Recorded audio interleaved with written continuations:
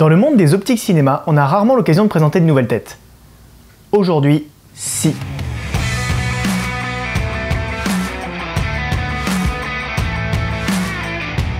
Je vous présente le Ciné Pancake de la marque Skybeam Optics. Skybeam est une start-up française basée à Nancy et qui s'est fixé comme challenge de créer des optiques de qualité cinéma au format pancake. Comprenez par là une optique de très bonne qualité, très robuste, mais qui tient dans votre poche.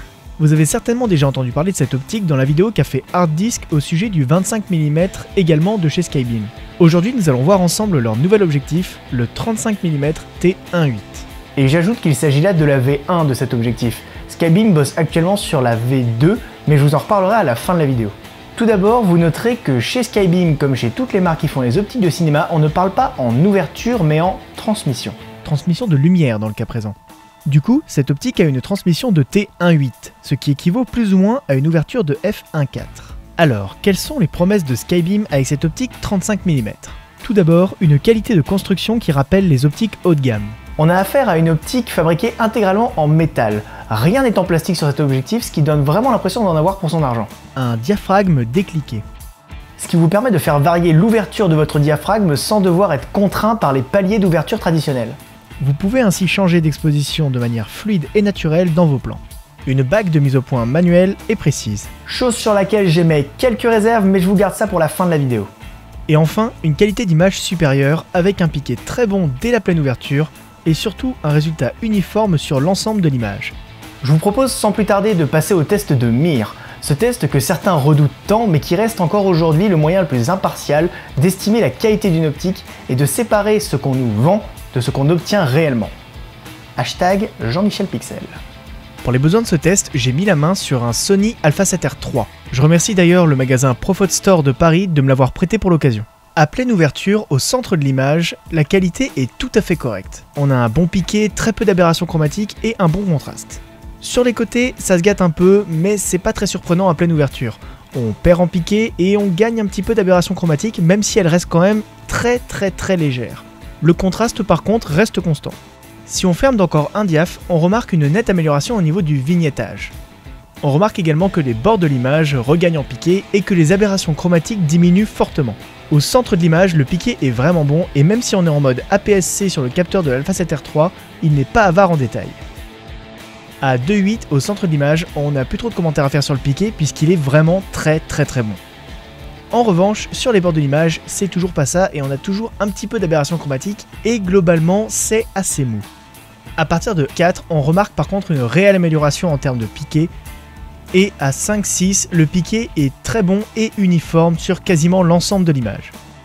Comme d'habitude, à T8, on obtient le résultat maximal avec un très bon piqué, très peu d'aberration, aucun vignettage et un résultat uniforme sur l'ensemble de l'image. Et comme sur toutes les optiques, ça se gâte à partir de T11 avec le phénomène de diffraction. On perd un petit peu en piqué et on regagne quelques aberrations chromatiques. Au vu des résultats sur la Mir, on va donc comparer maintenant le Skybeam à une optique Canon de prix bien supérieur, le 35 mm f1.4 version 2. Une optique réputée pour avoir un piqué assez vénère. On commence donc le match à pleine ouverture au centre de l'image. Sans grande surprise, le Skybeam est légèrement en retrait par rapport au Canon. Sur les bords, ça se gâte un petit peu, et même si on voit que j'ai galéré comme pas possible à aligner les deux boîtiers pour que la zone de mise au point soit exactement la même sur l'un comme sur l'autre, on peut quand même d'ores et déjà dire que le Canon est clairement au-dessus. Si on ferme d'un diaph, on remarque que le Canon est encore plus sharp. C'est vraiment impressionnant d'avoir un tel résultat au centre de l'image, à cette focale et à cette ouverture. Et même si le Skybeam est très bon, il a quand même du mal à suivre.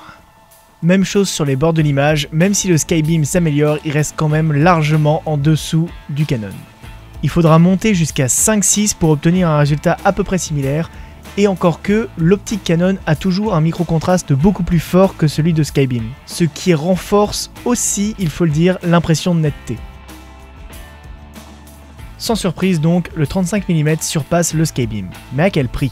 Car il vaut presque 3 fois plus cher. Alors oui, cette optique Skybeam est sans aucun doute un très bon rapport qualité-prix. Pour moins de 600 €, vous avez une qualité d'image et un piqué rarement vu sur une optique de cette gamme. Cependant, il ne faut pas se voiler la face et Skybeam a encore des progrès à apporter à leurs produits sur plusieurs points. Une monture EF. Aujourd'hui, la marque qui vend le plus d'objectifs au monde et qui a le plus vaste parc optique, c'est Canon. Leur monture EF est adaptable sur à peu près toutes les montures de tous les boîtiers de toutes les marques du marché. Or, à ce jour, Skybeam ne fabrique ses objectifs que en monture Sony ou micro 4 tiers. Or, la plupart des utilisateurs Sony utilisent l'Alpha 7S, ce qui m'amène au second point. Des optiques uniquement pour petits capteurs. Alors, moi ça me gêne pas personnellement puisque je filme à la 1600 Mark II qui a donc un capteur Super 35 et je fais mes photos au 70D qui a un capteur APS-C. Sauf qu'aujourd'hui, beaucoup de gens bossent en plein format et pour plein de raisons. Et donc du coup Skybeam se prive lui-même d'une grosse partie du marché pro et c'est un peu con. Sa bague de focus. Les optiques cinéma sont réputées pour la longueur de leur bague focale. On a des fois affaire à des courses qui vont de 180 à 300 degrés. Avec seulement 90 degrés, la course de cette bague de mise au point est beaucoup trop courte. On a l'impression d'avoir une optique entrée de gamme entre les mains. Sa taille. Alors c'est tout con, mais sur le papier, une optique cinéma qui tient dans la poche, ça paraît être une super idée. Il n'empêche que dans les faits, on peut fixer aucun accessoire sur une optique comme ça. On peut pas fixer de follow focus, on peut pas fixer de matte box, rien du tout. Ça réduit quand même pas mal le champ des possibles. À moins que Skybeam ne réserve ces optiques-là uniquement aux utilisateurs de stabilisateurs, comme les Gravity, les Zhiyun Crane ou les Osmo. Moyennant quoi, effectivement, ça a du sens.